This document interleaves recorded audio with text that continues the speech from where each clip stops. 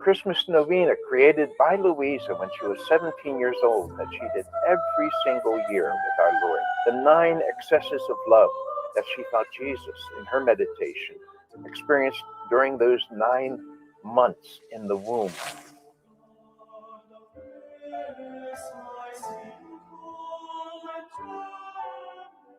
The birth of Jesus.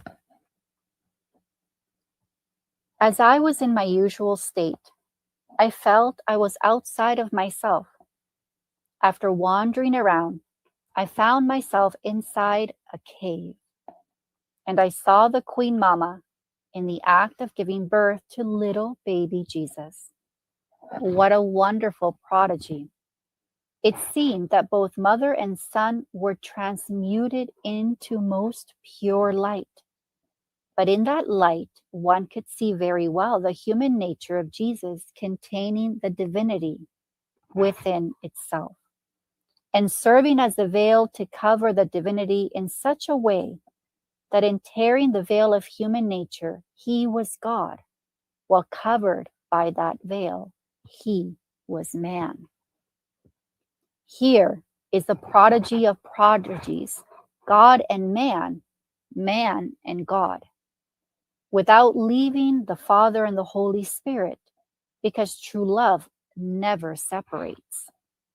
He comes to dwell in our midst, taking on human flesh. Now, it seemed to me that mother and son, in the most happy instant, remained as though spiritualized, and without the slightest difficulty, Jesus came out of the maternal womb, while both of them overflowed with excess of love.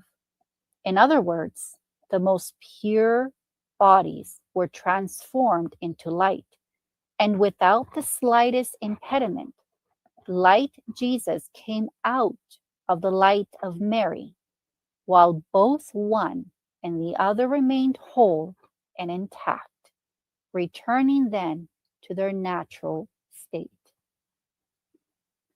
Who can tell the beauty of the little baby, who, at the moment of his birth, transfused also eternally the rays of the divinity? Who can tell the beauty of the mother, who remained all absorbed in those divine rays? And Saint Joseph. It seemed to me that he was not present at the act of the birth, but remained in another corner of the cave, all engrossed in that profound mystery.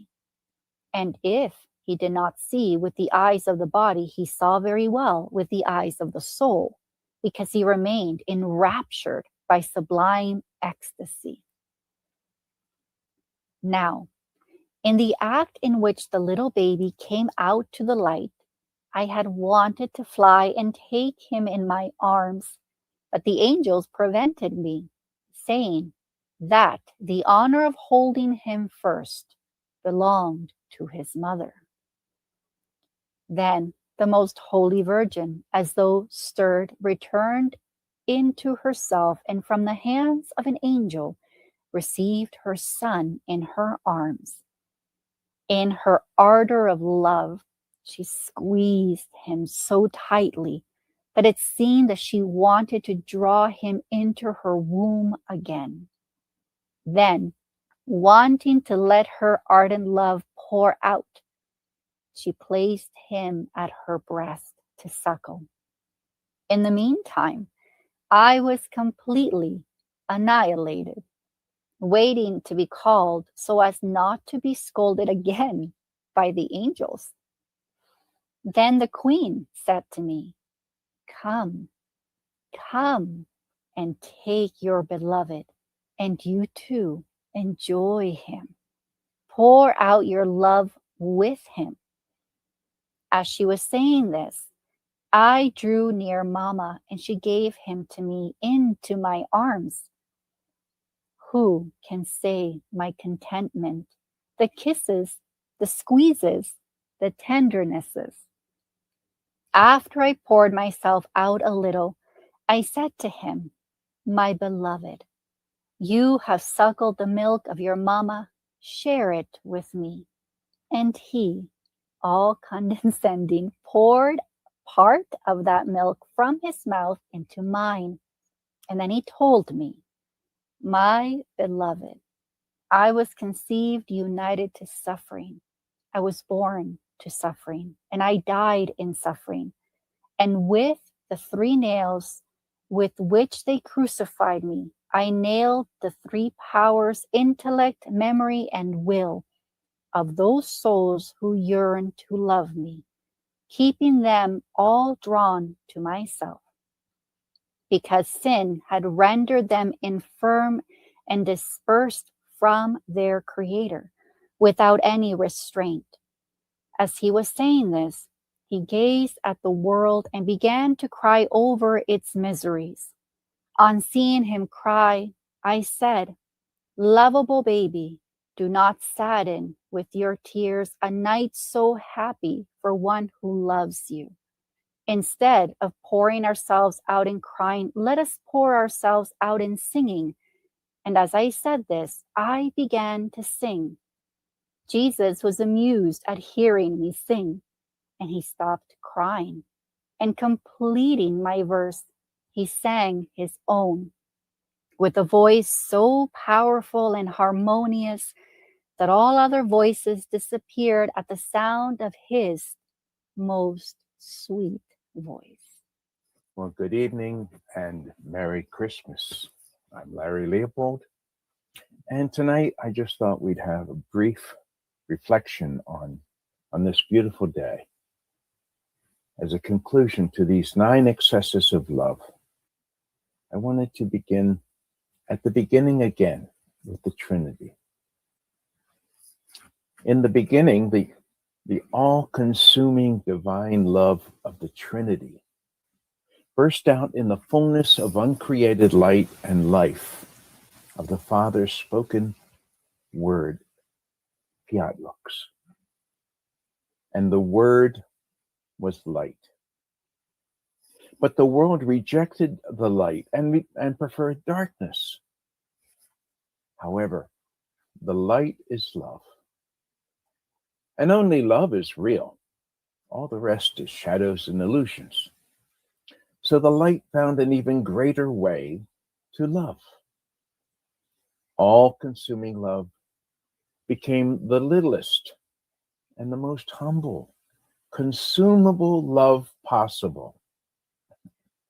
It became bread. A bread that could cure the insatiable hunger of darkness. A darkness born of man's will, which had been corrupted. And this bread was the bread of the eternal word of love, the very Son of God. But where should this bread of love and life come down to earth to man? But in a little known town called Bethlehem, which in Hebrew means house of bread. And where should the Son of God be laid? But in a manger, which is where creatures feed. And so, on this Christmas Eve, in the darkness of the stable, all-consuming love was born out of love for all who are dying of darkness. A darkness which drove them to willfulness and want. And so they wanted for everything and anything. But nothing satisfies them. And so they devolved into self-centered consumers of everything. There's but one antidote to the poison of selfishness and sin, and that is to eat of this bread, this divine bread, which had come down from heaven, which was now in the form of a little baby. Whoever would eat of this bread, the bread of the angels, would be cured of the intolerable hunger of self-will that created only misery and suffering. And they in turn would become bread themselves, bread for others. And so a miracle would happen. Consumers who find no peace in consuming would in turn become consumable bread. And not only find peace, but could become all-consuming love as well. And instead of being devoured by the need to take and eat, they would instead experience the joy of God's own devouring need to give and to love. That is to be eaten as bread themselves. In Chester, New Jersey, the hermits of Bethlehem have a prayer about this bread.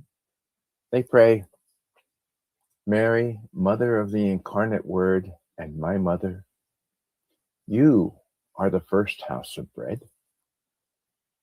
Help me to live in perfect love by being the bread of humility and abandonment to the Father's will, the bread of sincerity and truth, the bread of purity of heart, the bread of the Word and Eucharist, the bread of simplicity, poverty, and littleness, the bread of silence and solitude, the prayer of contemplation and prayer, the bread of reconciliation and peace, the bread of interior and joyful suffering,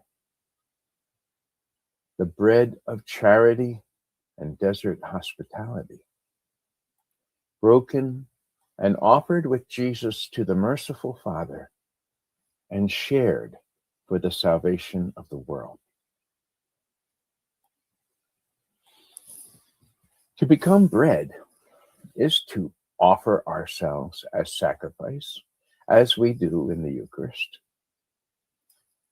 Jesus told Louisa on December 25th, 1899, "From the moment I was born, I always kept my heart offered in sacrifice, to glorify the Father, for the conversion of sinners, and for the people who surrounded me, and for who were my most faithful companions in my pains. In the same way, I want your heart to be in this continuous attitude, offered in spirit of sacrifice for these three purposes: bread to glorify the Father, bread for the conversion of sinners, and bread for the people." Baby Jesus from the manger calls to you. Do you promise me to always be victim for love of me, just as I am for love of you? And how do we become this bread? By accepting and living in the gift of the divine will. And this Christmas gift that baby Jesus is offering to you this evening, as with all the gifts we have, something that Jesus would like for Christmas himself. And Louisa tells us, Jesus is born, and as my wishes, I send you little Jesus, shivering with cold, his face wet with grateful tears, carrying his present in his little hands. Do you know what that is? His divine fiat. What a wonderful present he wants to give you. The present is great, but he doesn't want to be with nothing in his little hands. My mother, he is little and wants something to play with. He wants your will as gift. And so he will find something to amuse himself with. Aren't you happy? Therefore, my wish is great. I send you a most delicate task, to make the little infant not to be born, but to grow with your love, to calm his crying and make him smile by telling him that you will gladly accept the present of his will and give him yours. In sum, you will make him grow so much that you yourself become the veil that covers Jesus. Jesus, being love itself, needs more than anything to give totally of himself, even unto death, to free you and all souls from the misery and death of human willfulness.